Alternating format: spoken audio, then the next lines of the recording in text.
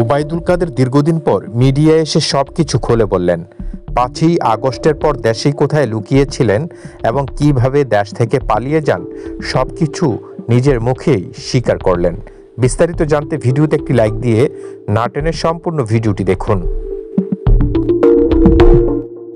দর্শক, গত ৫ই আগস্ট আওয়ামী সরকার পতনের পর আওয়ামী লীগের সাধারণ সম্পাদক ওবায়দুল কাদের দীর্ঘ সময় দেশে লুকিয়েছিলেন, কিন্তু কাদেরের দেশে থাকার কথা সরকার জানত না বলে জানিয়েছেন অন্তর্বর্তীকালীন সরকারের স্বরাষ্ট্র উপদেষ্টা লেফটেন্যান্ট জেনারেল অবসরপ্রাপ্ত মোহাম্মদ জাহাঙ্গীর আলম চৌধুরী। মঙ্গলবার ১৭ ডিসেম্বর ঢাকা বিভাগীয় কমিশনারের কার্যালয়ে বিভাগীয় আইনশৃঙ্খলা সংক্রান্ত বিশেষ সভায় তিনি একথা জানান। বিগত সরকারের প্রধানমন্ত্রী শেখ হাসিনার বিরুদ্ধে ছাত্র জনতার আন্দোলন দমনে গণহত্যাসহ মানবতা বিরোধী অপরাধ সংগঠনের অভিযোগে তদন্ত শেষ করতে মঙ্গলবার আন্তর্জাতিক অপরাধ ট্রাইব্যুনাল ২ মাস সময় দিয়েছে। পরে আন্তর্জাতিক অপরাধ ট্রাইব্যুনালের চিফ প্রসিকিউটর মোহাম্মদ তাজুল ইসলাম জানান, গ্রেপ্তারি পরোয়ানা জারির পরও ওবায়দুল কাদের কিভাবে ৩ মাস দেশে অবস্থান করলেন এবং পরবর্তীতে কিভাবে বিদেশে চলে গেলেন সে বিষয়ে আদালত আইনশৃঙ্খলা বাহিনীর কাছে ব্যাখ্যা চেয়েছে। এ বিষয়ে ১৫ দিনের মধ্যে ব্যাখ্যা দিতে নির্দেশ দিয়েছেন আদালত। এ বিষয়ে দৃষ্টি আকর্ষণ করা হলে স্বরাষ্ট্র উপদেষ্টা জাহাঙ্গীর বলেন, উনি কোথা থেকে জানলো যে ৩ মাস বাংলাদেশে লুকিয়েছিল? আমরা তো জানি না।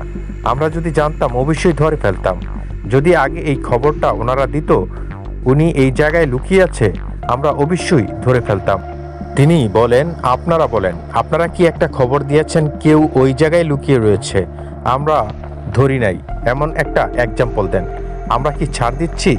স্বরাষ্ট্র উপদেষ্টা বলেন, পুলিশের মনোবল আগে থেকেই বেড়েছে, তবে সময় লাগবে পুরোদমে কাজ শুরু করতে।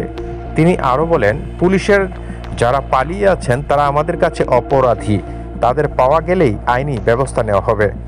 জানা গেছে ৫ই আগস্টে ছাত্র জনতার অভ্যুত্থানে আওয়ামী সরকারের পতনের পর ৩ মাস ৫ দিন দেশে লুকিয়েছিলেন ওবায়দুল কাদের। জানা যায় গত ৮ই নভেম্বর মেঘালয়ের রাজধানী শিলং হয়ে কলকাতায় পালিয়ে যান তিনি।